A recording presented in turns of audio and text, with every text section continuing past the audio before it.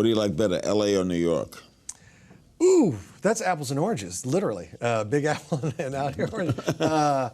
I love them both for different reasons, but I have so many special memories of New York and Manhattan. Well, 9/11 especially. Sure. Well, 9/11, that was one of the most tragic ones. But, you know, when I got there, I was this young captain who did Marine Corps work during the day, and then every night I would go out and try and do comedy. And the struggle. Were you recruiting?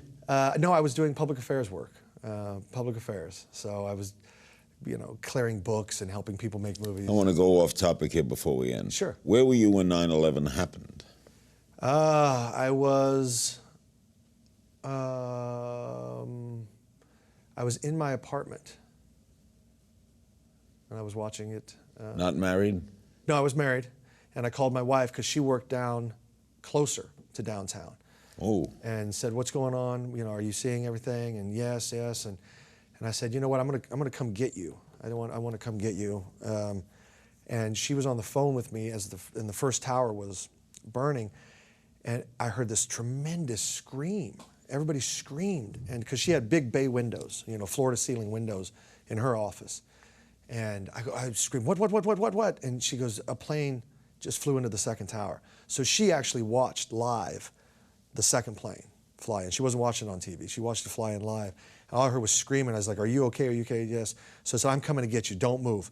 So I were you able to get down there? Yeah, I was at 44th and Lex, and she was down at she wasn't all the way down there, but she was like 30th and 7th, you know.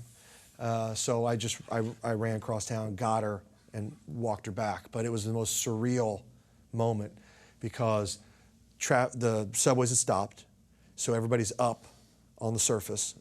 The traffic was dead stop. No one was honking. No one was talking. There's just the hustle and bustle was gone, but everybody was there. And everybody's just staring downtown. It was a very surreal. It was like something out of a movie. I was here in L.A., but I grew up in Brooklyn, so yeah. I was at Ground Zero 2 weeks later. Yeah. Now, you were there right after, right? Yeah. Did you think you'd be activated? I thought so, yeah. Yeah. I did. I mean, this was a colossal attack. The downtown looked like a movie set. It was, I've never seen anything like it. These monster buildings, and one of the World Trade Center, not the towers, but some of the surrounding buildings. It looked like Godzilla had taken his claw and just clawed out the front of the building, because one of the pieces from the Twin Tower had just fallen and cleaned out, just smashed through floors, and the whole front, the glass, was gone. And then that building, everybody was worried that building was going to collapse. And other buildings were structurally dangerous. So while we're on the rubble piles, we didn't know if these other buildings would collapse. So they would sound an air horn if they thought it was going to collapse. That was the only time I actually came close to getting hurt. We were moving stuff, and someone, and when that sounded, it was the signal to get off the piles and run. And I was toward the bottom of the pile, and I was moving stuff, and all of a sudden they sounded the horn. So we all took off getting ready to run, because you don't know how long you have. Everybody's like this. And we thought that building could collapse. So we're running off the piles, and there was a generator with a big light on top for the night work, but it had a trailer hitch to it. And as I came around the corner, I ran into that, and my legs got pinched between the trailer hitch and all the bodies behind me. So all these people started stacking up on me and pushing. I thought my legs were going to break. And then eventually I just did a double elbow and got people off me enough that I could get over the thing. But anyway, we got out of there. Nobody was hurt, and the thing didn't collapse. But.